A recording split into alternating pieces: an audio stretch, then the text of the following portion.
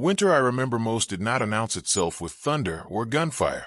It arrived quietly, the way truth often does, on the back of a wind so sharp it felt like it could peel memory from bone.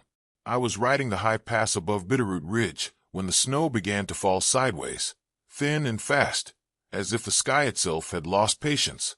The mountains hunched low under their white coats, and the world narrowed to the sound of my horse breathing and my own thoughts scraping against one another. That was when I saw her. At first, I thought the storm was playing tricks, shaping fear out of frost.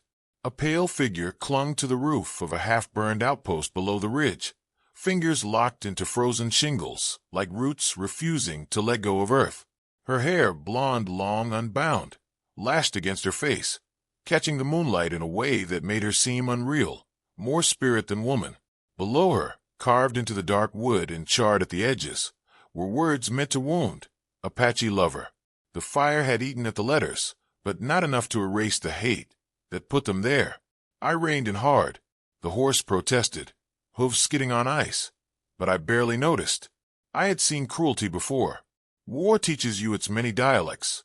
Still, something in the way she held on, not begging, not screaming, just enduring, stopped me colder than the wind ever could. My name is Silas Crow, though the town rarely speaks it aloud. Up there, among the pines and frozen rock, I had convinced myself I was beyond their reach. A man alone can pretend many things. He can pretend the past no longer breathes. He can pretend the whispers do not follow him up the mountain. But seeing her, marked by the same kind of judgment that had chased me into the high places, I felt the lie crack. I could have ridden on. God knows the town would have preferred it. To them, I was already something half-burned, a man rumored to have crossed lines that should never blur. Years back, I had ridden with Apache scouts, learned their language, their silences. I came back alive, which was more than some thought I deserved. From that moment on, I wore suspicion the way others wore coats. It kept me warm enough to survive, but never enough to belong. The woman's arms shook. Snow gathered on her lashes, on the curve of her shoulders, where fabric had torn away to reveal skin marred by red, angry scars, burned scars, fresh enough to still speak. I dismounted slowly, every movement deliberate, as if sudden motion might break her. Easy, I called, my voice rough from disuse. It sounded strange to hear it carried by the wind, as if it belonged to another man entirely. She looked down then. Her eyes were pale, winter pale, but sharp with the kind of fear that has learned not to waste itself. She did not answer. She only nodded once, a small permission, and began the careful descent when I reached for her. Her weight sagged into my arms, lighter than I expected, heavier in what it carried. When her boots touched the ground, her knees buckled, but she caught herself, pride flaring even as her breath hitched. Up close, the words on the wood felt louder. Someone had burned them while she slept, I guessed. The cruelty of it lay not just in the fire, but in the patience required to do such a thing. I wrapped my coat around her shoulders. She flinched at first, then stilled, as if deciding whether warmth was worth the risk. "Thank you," she said finally. Her voice was hoarse, scraped raw by cold, and something deeper. I did not ask her name. Some things feel earned only after silence. The ride to my cabin took longer than usual. The storm thickened, the path vanishing beneath drifts, and she leaned against me as if sleep might claim her at any moment. I adjusted my grip, careful of the burns I could see climbing her shoulder like a map of pain. Once, she murmured something I couldn't catch, and I wondered if it was a prayer or a memory slipping loose. My cabin sat tucked between pines, smoke-stained and stubborn. It wasn't much, but it had stood through worse winters than this. Inside, the cold clung like a second skin. I built the fire fast, hands moving for muscle memory, and set water to boil. She watched me from the edge of the cot, eyes following each small act as if cataloging kindness she did not yet trust. When I handed her a tin cup of broth, our fingers brushed. She didn't pull away this time. She drank slowly, each swallow a negotiation with pain. The firelight revealed more of her face, sharp cheekbones, a faint freckle near her left eye, lips cracked but unbowed. The burned scar curved down her back like a cruel signature, and when she realized I could see it, she stiffened. "I know," she said quietly, before I could look away. It isn't pretty. I met her gaze and held it. It doesn't have to be, I said, and meant something more than skin. Outside, the wind howled, rattling the walls like a warning. Somewhere below, the town lights flickered, distant and watchful. She followed my gaze to the window, to the dark valley swallowed by snow. They'll come, she said, not as a question but a fact. They always do. I stoked the fire until it answered with steady flame, then set the iron latch on the door. The sound echoed louder than it should have in the small room. Not tonight, I said. The words settled between us, fragile as glass, solid as stone.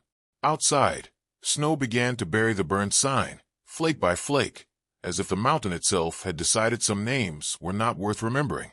Morning did not arrive so much as it softened the dark. The storm loosened its grip inch by inch, leaving the world hushed and altered, as if something sacred had passed through during the night. Alara woke before I did. I know this because when I opened my eyes, the fire had been fed and the kettle was already humming, its thin song threading the quiet. She sat near the window, wrapped in my spare blanket, watching the mountains the way one watches an animal that might yet decide to run. You didn't leave, I said, more observation than question. She smiled without turning. Neither did you. We spoke little as the day wore on. Words were unnecessary when small acts said more. She stitched a tear in my coat with careful fingers that still shook from cold, and I sharpened her knife without comment, returning it handle first. Each gesture built something neither of us named. Outside, the snow eased into a gentler fall, but the silence carried weight. Silence always does, when a town is thinking. By noon, the thinking found us. The sound of boots reached the cabin before voices did, measured, deliberate, the way men walk when they believe righteousness walks with them. Ilara's shoulders tensed. She did not ask me what to do. That trust, unspoken, settled heavy and warm in my chest. I opened the door before they could knock. Sheriff Boone Calder stood at the front, coat buttoned tight, breath fogging his authority into the air.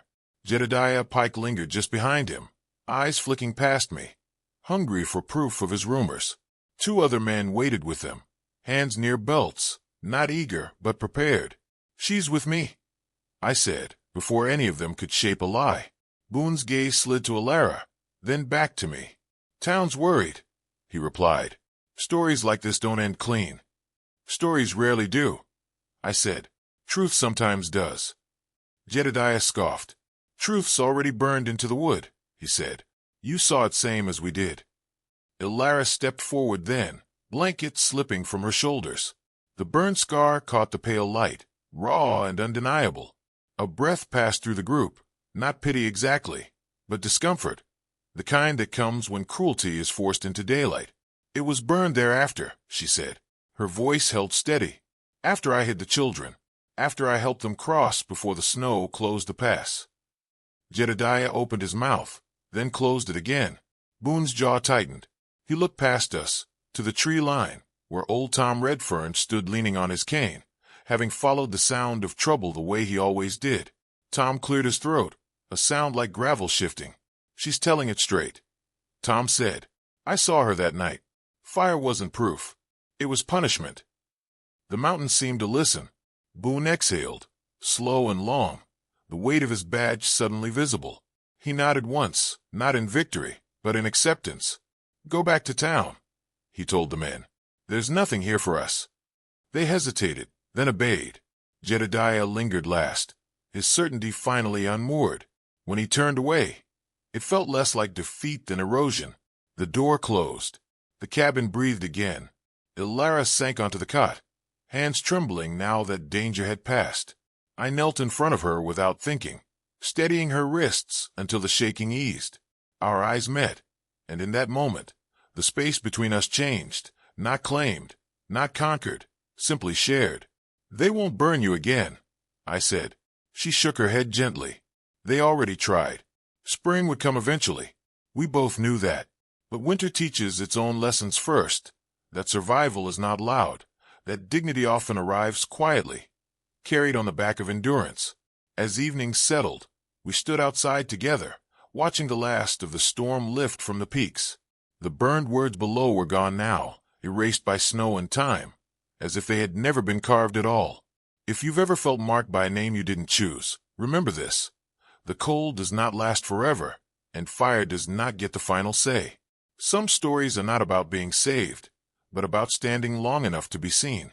If this tale stayed with you, if it warmed some quiet place inside, stay with us.